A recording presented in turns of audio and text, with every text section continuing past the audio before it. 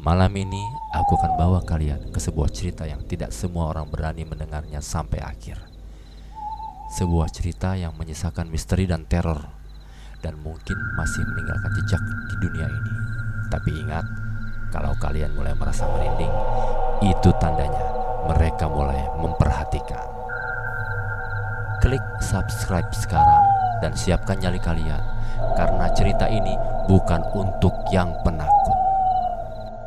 Hantu penculik. Bab 1, Rumah Besar dan Hilangnya Seorang Kaya.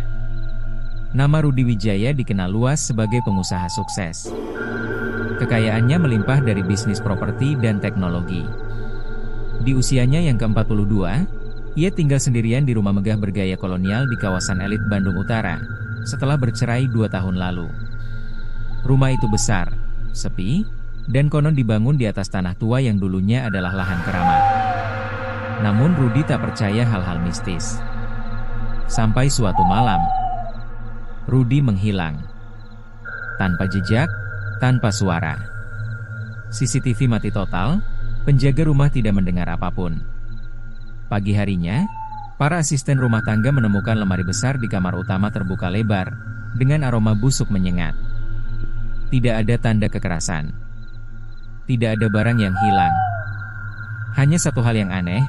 Lantai kayu di dalam lemari itu terlihat sedikit cekung, seperti pernah diinjak atau dimasuki sesuatu. Polisi mencari selama berbulan-bulan. Bahkan disewa tim detektif swasta. Semua nihil. Rudi seolah lenyap ke udara. Rumor mulai menyebar, dari perampokan ekstrim, konspirasi bisnis, hingga yang paling menakutkan, ia diculik oleh makhluk gaib. Bab 2, Lemari Keramat. 3 tahun berlalu.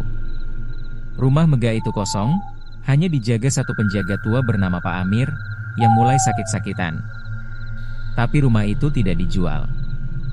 Tidak disewakan. Karena keluarga Rudi percaya, dia belum mati.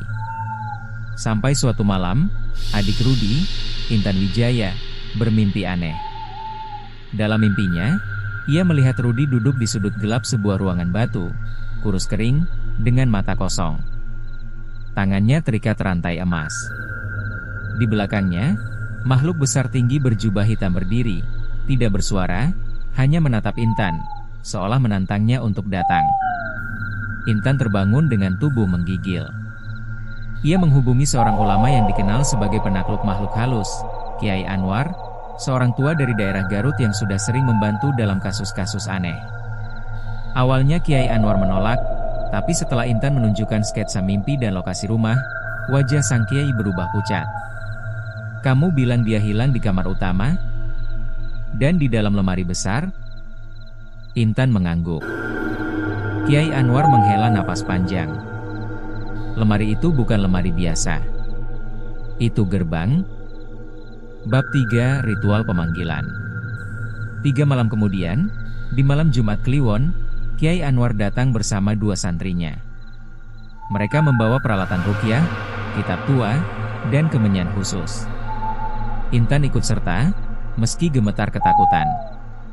Pukul 2 dini hari, ruangan kamar Rudi dipenuhi aroma menyengat. Lemari besar itu masih berdiri kokoh. Catnya mengelupas, tapi tetap tampak megah. Ketika pintunya dibuka, hawa dingin menusuk seperti masuk ke kulkas. Santri Kiai Anwar langsung muntah darah setelah memandang ke dalam lemari terlalu lama. "Kita harus mulai sekarang. Jangan menatap ke dalam terlalu lama. Itu bukan lemari. Itu jalan ke dunia mereka," kata Kiai Anwar sambil menaburkan garam dan tanah dari makam leluhur. Ayat-ayat suci dikumandangkan, tapi saat Kiai membaca surat Yasin ayat ke-82, lemari itu bergetar sendiri. Angin kencang muncul dari dalamnya. Seperti ada sesuatu yang bernafas dari dunia lain. Dan tiba-tiba, terdengar suara memanggil lirih. "Intan, tolong aku." Itu suara Rudi.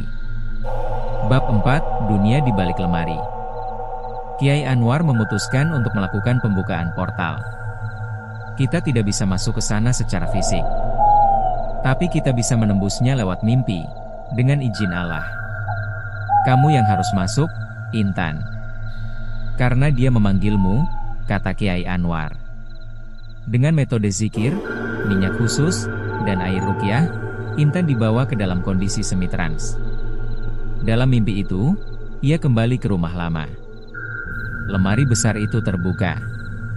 Dan di dalamnya, sebuah terowongan batu, menurun ke bawah tanah, diikuti suara gemerisik dan jeritan samar. Intan melangkah masuk. Ia melewati jalan gelap dengan dinding berlumut, lalu sampai di sebuah ruangan batu besar, seperti penjara. Di sana, Rudi duduk dengan rantai emas mengikat kedua tangannya. Tubuhnya kurus, janggutnya panjang, matanya merah. Intan? Kamu beneran? SSTT, jangan bicara terlalu keras, suara Rudi gemetar. Dia bisa dengar. Tiba-tiba langit-langit gua itu bergetar. Sosok tinggi menjulang dengan kepala seperti kambing dan tubuh berasap muncul di belakang mereka. Makhluk itu meraung. Intan tersentak bangun dari mimpi, berteriak, dan hidungnya berdarah. Bab 5 Makhluk Gaib Penjaga Gerbang. Kiai Anwar menjelaskan, itu bukan jin biasa. Ia salah satu penjaga gerbang antara dunia manusia dan dunia gaib. Dulu zaman kerajaan, tempat ini adalah lokasi pemujaan. Lemari itu dulunya adalah tempat menyimpan perjanjian. Ketika dibuka tanpa izin, maka perjanjian lama terulang, dan Rudi jadi korbannya. Intan tak sanggup menahan air mata. Apa Rudi masih bisa diselamatkan? Masih. Tapi kau harus kuat. Kita harus tawar dia dengan sesuatu yang berharga. Dan jangan sampai salah bicara. Kalau tidak, kita semua bisa terseret ke sana. Malam berikutnya, ritual pemanggilan dilakukan ulang. Tapi kali ini, bukan hanya melalui mimpi. Dengan ayat-ayat tertentu dan pembacaan doa penarikan roh, lemari kembali terbuka. Kali ini, angin keluar membawa aroma daging busuk dan bunga melati busuk. Sosok Rudi muncul, tapi bukan seluruh tubuhnya. Hanya kepalanya, setengah badan, dan rantai emas yang terjulur dari dalam lemari. Tarik dia sekarang, teriak Kiai Anwar. Santri menarik tubuh Rudi. Tapi tiba-tiba, tangan besar bertaring muncul dari lemari, mencoba menarik Rudi kembali. Satu santri terpental ke dinding dan pingsan. Kiai Anwar berteriak, Allahu Akbar, sambil melemparkan batu karomah ke dalam lemari. Makhluk itu meraung kesakitan dan menarik diri. Tubuh Rudi terlempar keluar, basah kuyup, tubuhnya seperti baru lahir kembali. Bab 6 Rudi yang kembali. Rudi dirawat selama 3 bulan di rumah sakit. Ia kehilangan hampir semua kemampuan bicara selama beberapa minggu. Namun perlahan, dengan terapi dan doa, ia mulai pulih. Ketika akhirnya bisa bicara, hanya satu kalimat pertama yang ia ucapkan. Mereka masih menungguku. Para dokter menyebutnya trauma berat. Tapi Intan tahu, lebih dari itu, Rudi membawa sesuatu kembali dari dunia sana. Ia bisa melihat hal-hal yang tidak terlihat. Ia menutup semua cermin di kamarnya. Ia tidak pernah menyalakan TV, dan setiap malam, ia tidur dengan bacaan doa keras-keras. Rumah itu kini dikunci. Lemari itu telah dibakar oleh Kiai Anwar. Tapi anehnya, besok paginya lemari itu utuh kembali di tempat yang sama. Epilog tidak pernah selesai. Beberapa tahun kemudian, rumah itu dinyatakan angker. Banyak yang mencoba membeli, tapi semua gagal.